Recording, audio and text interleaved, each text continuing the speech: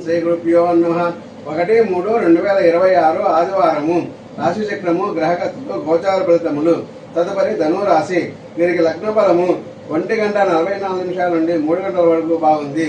వీరికి నక్షత్ర ఫలం ఉదయం 8 వరకే బాగుంది. 50% పనులు జరుగుతాయి.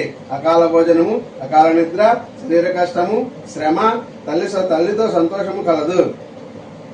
ఆరోగ్యంపై శ్రద్ధ పెడతారు. విందు భోజనం చేస్తారు. కుటుంబ సంతోషం కలదు.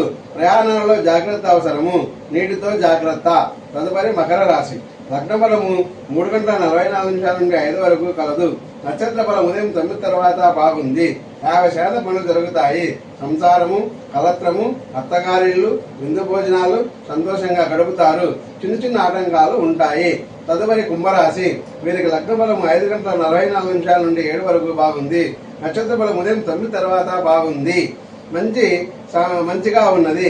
50% పనులు జరుగుతాయి. శత్రువులు, రోగాలు, రుణాలు, విపత్తులు వంటివి సమస్యలు ఉండవచ్చును. శరీరం అలసట చెందుతుంది. ధనవ్యయం చేస్తారు. మంచి కార్యక్రమాలకు హాజరవుతారు. మంచి పనుల వల్ల పుణ్యమార్జించడం జరుగుతుంది. తదుపరి మీనరాశి.